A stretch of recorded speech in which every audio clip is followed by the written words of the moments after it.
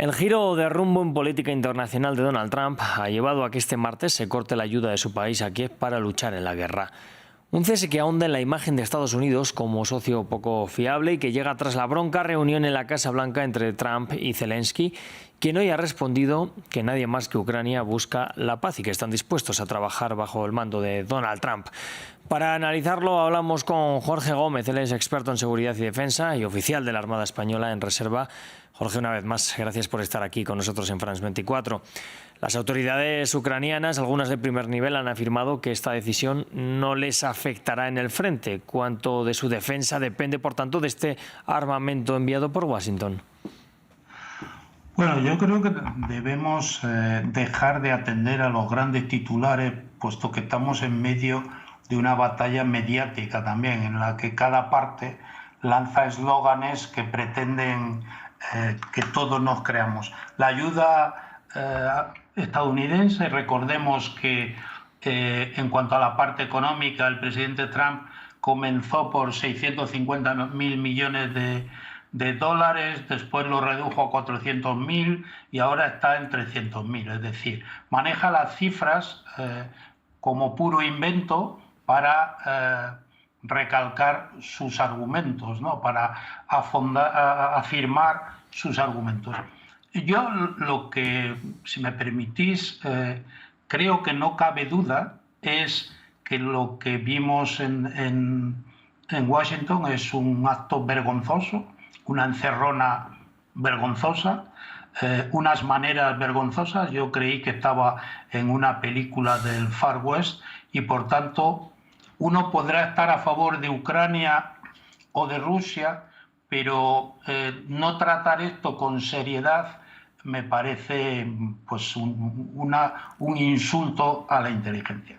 Es decir, lo que vimos aquí fue la escenificación de un socio poco fiable, de un vaquero acompañado de su vicepresidente en las labores de calentar más todavía la reunión, pidiéndole respeto al presidente Zelensky. Claro.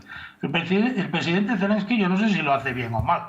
Lo que sí sé es que el pueblo ucraniano pone los muertos.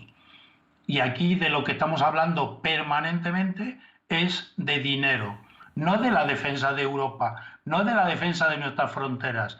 No, estamos hablando de dinero, es decir, ustedes han puesto los muertos, pero ahora me lo tienen que devolver con tierras raras, con lo que sea. Es decir, Jorge, en este punto, los que convencieron a Ucrania para ir al frente, para enfrentarse a Rusia, y dijeron que siempre estarían a su lado, vuelven a traicionarlos, como en el memorándum de Budapest.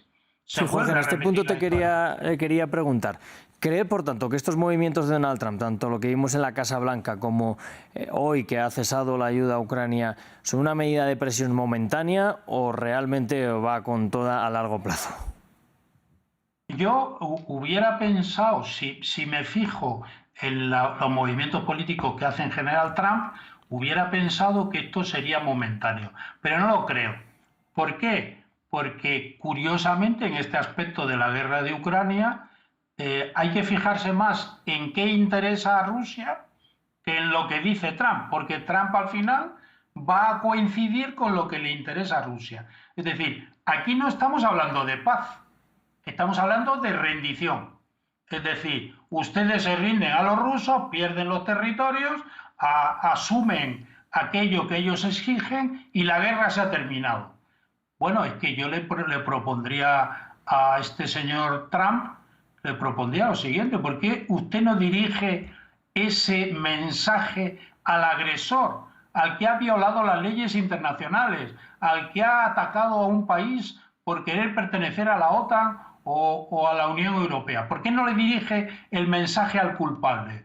Pues porque parece que el señor Trump se ha alineado con el eterno enemigo y ahora ha convertido al enemigo en amigo, y sus intereses son los intereses de Estados Unidos. Creo que se está cargando absolutamente la fiabilidad de Estados Unidos como socio.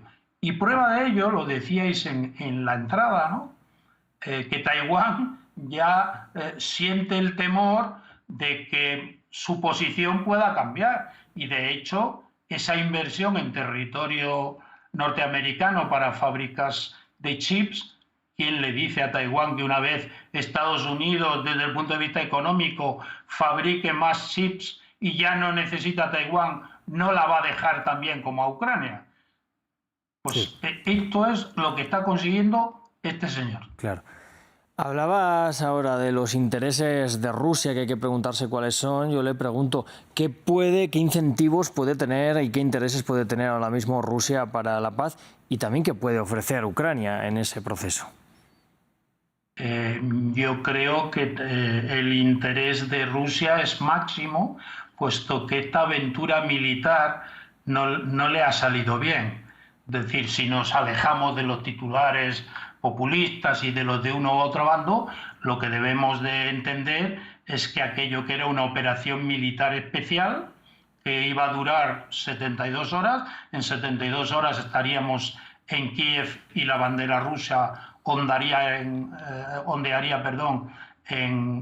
Kiev, se ha convertido en una guerra de 3 años, donde las vergüenzas del ejército ruso han quedado todas al descubierto unas detrás de otras.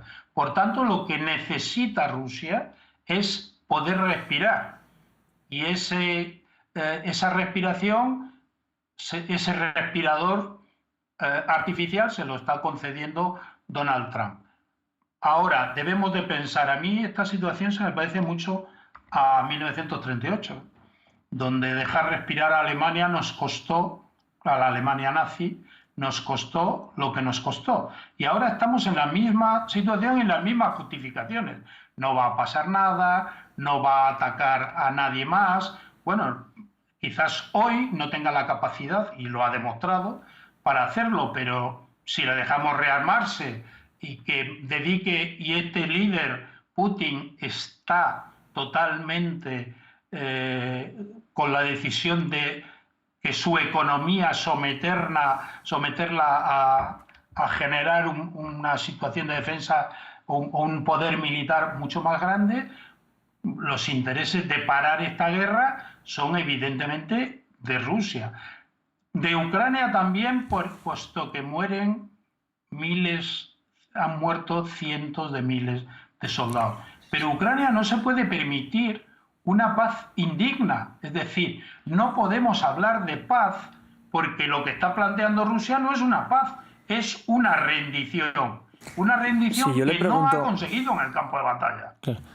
Yo le pregunto, ahora mismo vemos la situación muy complicada, desde luego con dos personajes políticos como Donald Trump y Vladimir Putin a la cabeza de estas dos grandes potencias.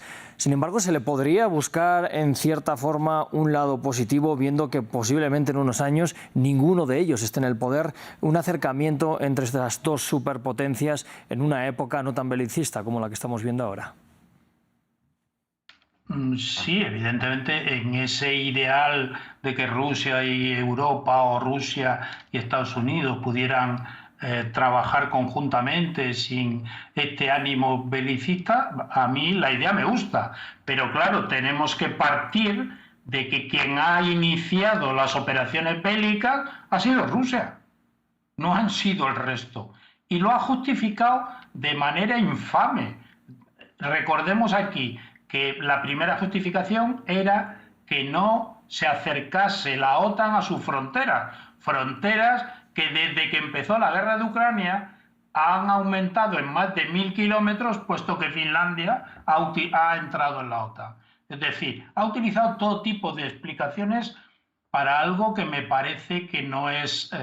a mí me parece que, si me permites 30 segundos, la intención de Trump es quitarle a China, quitarle Rusia de su bloque. Pero me parece una posición absolutamente ilusa. Es decir, si alguien cree que Rusia, la Rusia de Putin, el gran Putin, va a creer en Occidente si él lo que quiere es volver a la gran Rusia, ¿cómo se pueden mezclar unos y otros argumentos?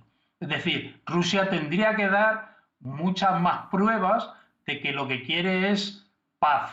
Y no las ha dado nunca en la historia. Nunca ha conquistado un territorio más que militarmente o avasallándolo. Nunca ha habido colaboración con ningún territorio para la paz.